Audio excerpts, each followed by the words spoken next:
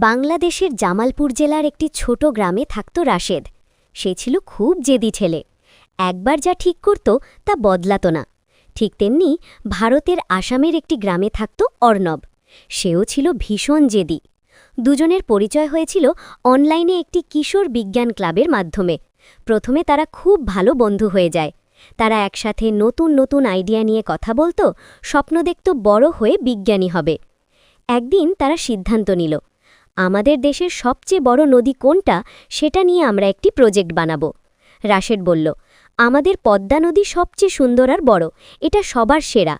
অর্ণব বলল, না, আমাদের ব্রহ্মপুত্র সবচেয়ে শক্তিশালী, এটা সবার সেরা। এ নিয়ে তাদের মধ্যে তর্ক শুরু হয়ে গেল। রাশেদ জিদ ধরে বলল, না, আমি আমার কথাই ঠিক বলছি। অর্ণবও জিদ করে বলল, আমিও আমার কথা বদলাব না। ধীরে ধীরে তারা কথা বলা বন্ধ করে দিল। দুজনেই মন খারাপ করে থাকত, কিন্তু কেউ আগে কথা বলতে রাজি ছিল না।